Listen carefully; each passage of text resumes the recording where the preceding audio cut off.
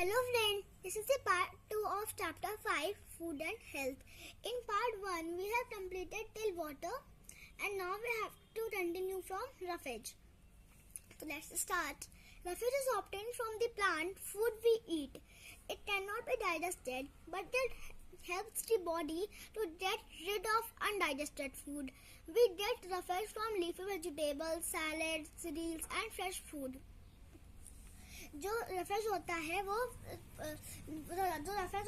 हमें जो भोजन हमें प्लांट से मिलता है, जो भोजन हमें पौधों से मिलता है, उससे ये रफेज ऑब्टेन होता है और ये बट जो होता है डाइजेस्ट नहीं होता, लेकिन ये बॉडी को अनडाइजेस्टेड फूड से छुटकारा पाने में हेल्प करता है और रफेज हमें लीफी वेजिटेबल से, सैलेड से, सीरियल्स एंड फ्रेश फ्रूट्स इन सबसे हमें रफेज मिल जाता है.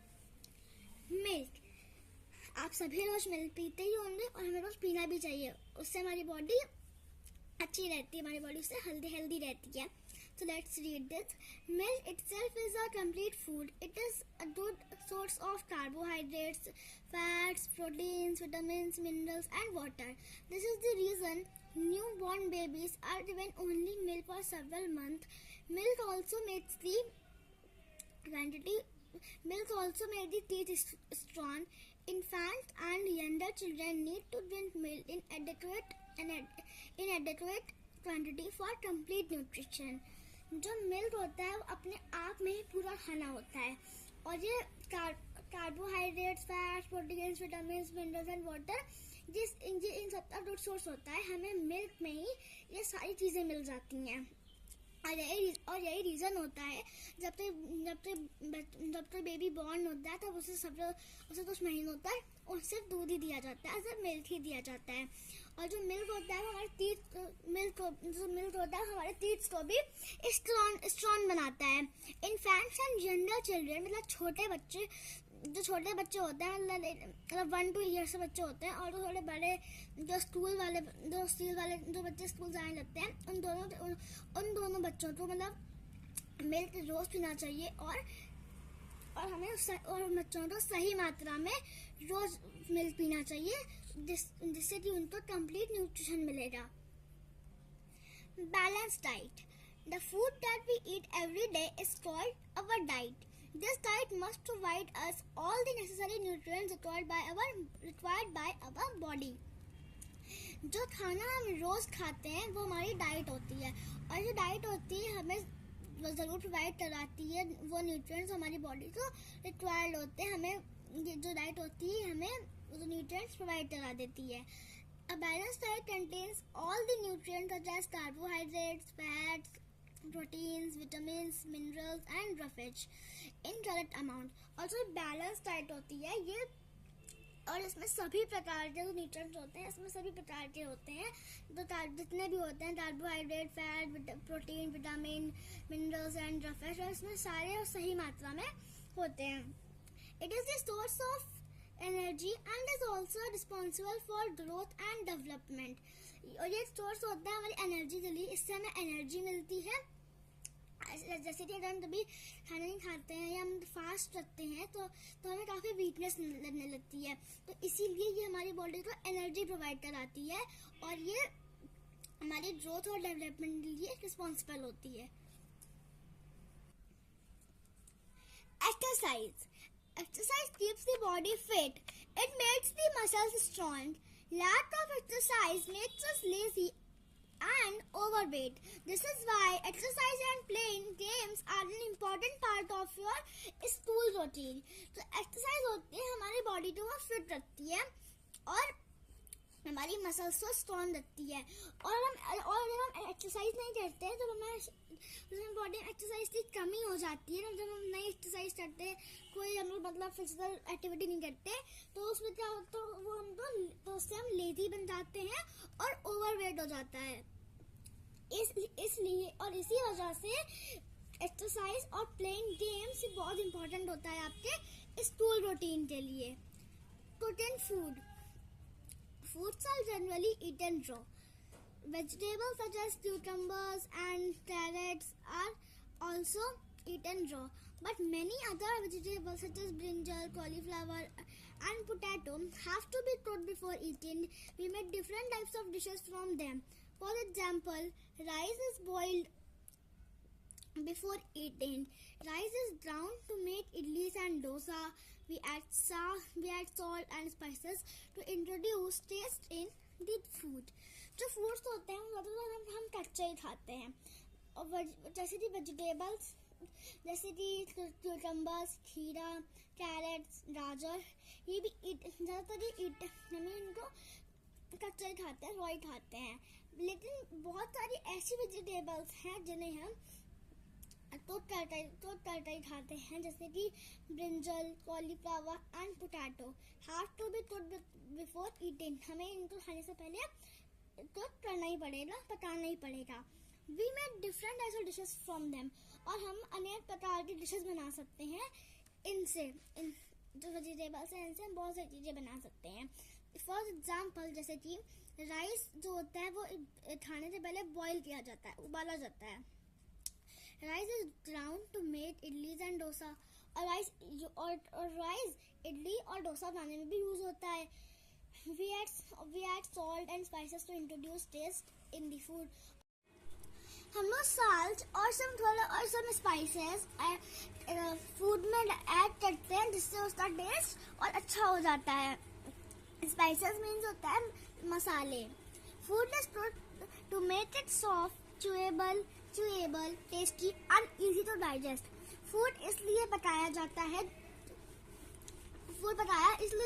जिससे कि वो सॉफ्ट हो जाए, च्यूएबल हो जाए, मतलब अच्छे से चबा पाए हम, और टेस्टी हो, उसका टेस्ट अच्छा हो जाए, और वो डाइजेस्ट करने में इजी हो and easy to digest.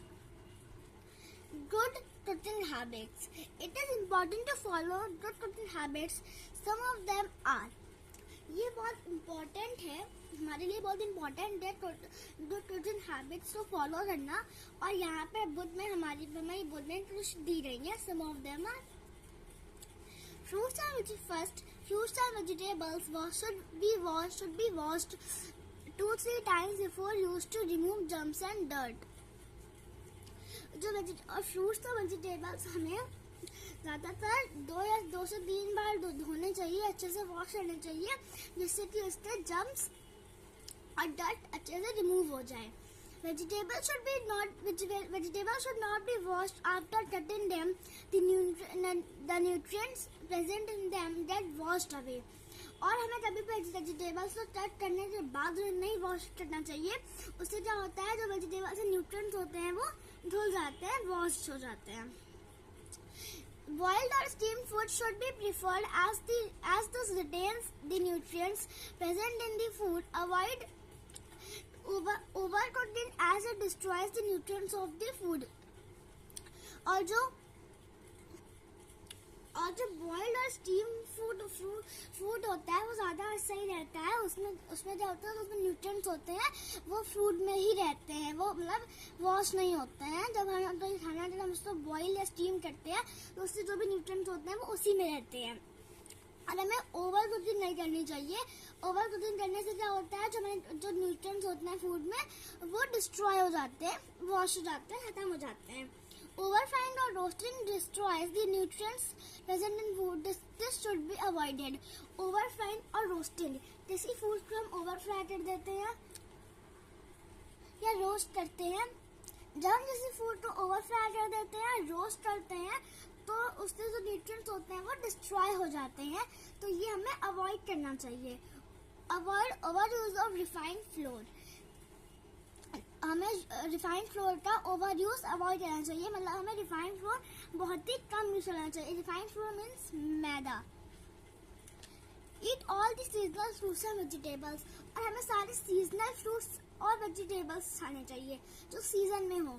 Sometimes we soak pulses in right in water before cooking them. This water should not be thrown away as it contains nutrients. Use this water for cooking.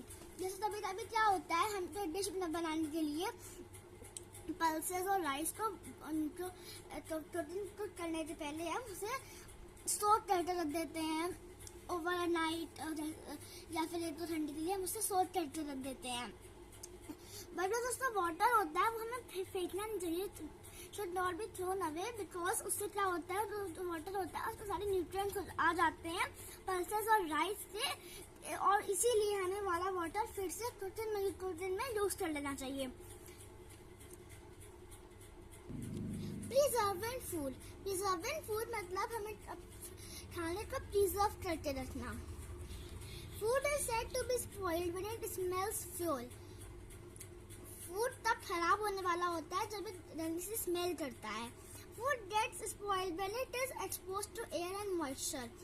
और food ज्यादातर तब खराब होता है जब उसमें air और moisture भर जाता है। जैसे मतलब वो फूड खुला रखा है, जैसे कि फूड खुला रखा है उसमें एयर जा रही है, मॉइस्चर हो रहा है, तो उससे क्या होता है, फूड खराब हो जाता है। You will find the brownish green layer on the food which is left open for a long time. आप उस जो फूड बहुत देर के लिए खुले में रहता है उसमें आप देखते होते हैं ब्राउनिश ग्रीन लेयर आ जाती है, एक लेयर चढ़ जाती है उसके ऊपर। This is due to the presence of microbes in the air. और ये इस वजह से होता है, This is due to the presence of microbes in the air. और ये इस वजह से होता है जो एयर में माइक्रोब्स होते हैं उनकी वजह से हमारे फूड में ब्राउनिश लेयर आ जाती है, जब वो ब्राउनिश ग्रीन लेयर आ जाती है जब वो खराब हो जाता है। If we want to store food for a long time, we need to preserve it. और अगर हम चाहते हैं कि हमारा जो फूड है वो काफी देर के लिए अच्छा बना रहे, खराब ना हो, तो उसके लिए हमें उसको प्रिजर्व करना होगा, उससे हमें खराब होने से बचाना होगा। This method used to preserve the nutritional value of food for a long time is called food preservation. ये जो मेथड न्यूट्रिशन वैल्यू फूड की न्यूट्रिशन वैल्यू को प्रिजर्व करने में हेल्प करता है लॉन्ग टाइम के लिए, तो वो मेथड कहलाता है food preservation. Let us understand through an activity that food gets spoiled if exposed to air. यहाँ पे एक्टिविटी 3 दी है, इसे यहाँ पढ़ते देख सकते हैं। Activity 3 is take 2 slices of bread, moisten them with a few drops of water. Now keep one slice of bread in the refrigerator. Keep the other slice on the window sill of your kitchen at home or the classroom. मतलब इसमें ये बताया गया है कि आप bread की 2 slices लिए और उसे हल्का सा वाटर की ड्रॉप से गीला करिए और फिर 8 ब्रेड की स्लाइस को रेफ्रिजरेटर में रख दीजिए और 1 ब्रेड की स्लाइस को किचन की विंडो में और क्लासरूम की विंडो में रख दीजिए। Observe them after 2-3 days. What do you see? और आप उसे ऐसे 2-3 दिन रखे रहने दो, फिर आप रखा रहने दो और फिर आप क्या देखोगे? You will observe a brownish green layer on a bread slice that is kept on the windowsill. This bread slice is spoiled and cannot be eaten, while the bread in the refrigerator does not get spoiled. आप ये देखोगे, जो आपने bread की slice जो आपने window पर रखी होगी वो उसके ऊपर एक ब्राउनिश ग्रीन लेयर चढ़ जाएगी और वो जो ब्रेड है वो खराब हो जाएगी और वो ब्रेड को हम खा नहीं सकते, उस ब्रेड की स्लाइस को नहीं खा सकते। और जो ब्रेड की स्लाइस रेफ्रिजरेटर में रखी होगी वो खराब नहीं होगी। Ways of preserving food. Here are different ways of preservation that can protect food from getting rotten. और ways of preserving food. Here are different ways of preservation that can protect from getting food rotten. और यहाँ पर बहुत सारे different ways हैं, बहुत सारे अलग तरीके हैं प्रिजर्वेशन के, जिससे कि हमारा फूड खराब होने से बचेगा। तो first, boiling. Have you seen your mother boiling milk? क्या आपने कभी अपनी मदर को देखा है वो मिल्क बॉइल करती है? Boiling kills the germs in it so the milk can be stored for a longer time. जो बॉइलिंग मेथड होता है उससे क्या होता है, तो उसमें जर्म्स होते हैं, जो जर्म्स एंड बैक्टीरिया होते हैं वो उसे डिस्ट्रॉय कर देता है। तो उससे क्या होता है, जो मिल्क है वो काफी लॉन्ग टाइम के लिए स्टोर किया जा सकता है। Freezing. If food is stored in a refrigerator, It can be preserved for many days. The low temperature inside the refrigerator does not allow the growth of microbes. और जो food refrigerator में रखा होता है वो काफी दिनों के लिए प्रिजर्व रहता है, खराब नहीं होता। तो इस वजह से खराब नहीं होता है काफी दिनों के लिए, क्योंकि जो लो टेम्परेचर होता है रेफ्रिजरेटर के अंदर वो अलाउ नहीं करता माइक्रोब्स को आने में, मतलब उसके अंदर माइक्रोब्स नहीं आ पाते, ग्रोथ नहीं हो पाती माइक्रोब्स की, इस वजह से वो काफी दिनों तक के लिए प्रिजर्व रहता है। Canning. Some items such as juices and jams are packed in cans. They are sealed in cans after removing the moisture from them. This prevents the growth of microbes.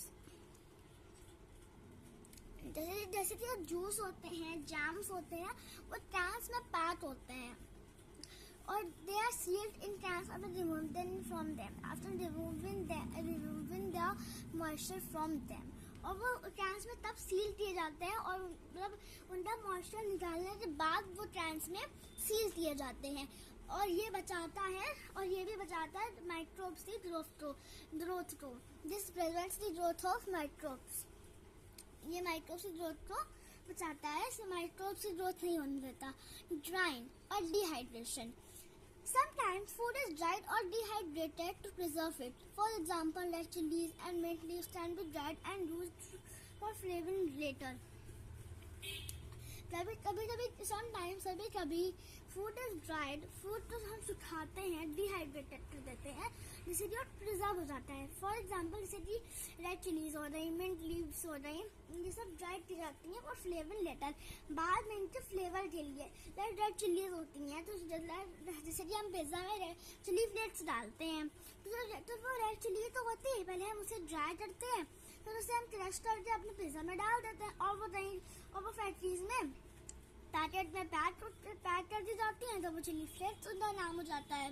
और जैसे कि मिंट लीव्स हम ऐसे ही dry कर देते हैं sunlight में।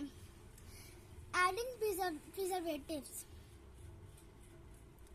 preservatives such as salt, sugar and oil are added to certain food to slow down the growth of microbes. Pickles are made by adding salt and oil. Salt and oil. Jams and jellies have sugar in it.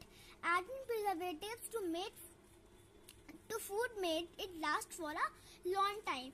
Preservatives जैसे कि salt, sugar, oil ये food में add किए जाते हैं, उससे क्या होता है माइक्रोब्स की ग्रोथ स्लो डाउन हो जाती है, कम हो जाती है माइक्रोब्स की ग्रोथ। जैसे कि पिकल में हम सॉल्ट ऐड करते हैं, ऑयल ऐड करते हैं, और जैसे आपने सुना होगा कि ज्यादा अच्छे से ऑयल ऐड करने से पिकल जो होता है खराब नहीं होता, काफी लॉन्ग टाइम के लिए स्टोर कर सकते हैं हम उसको। तो वैसे ये भी है, वही चीज है इसमें।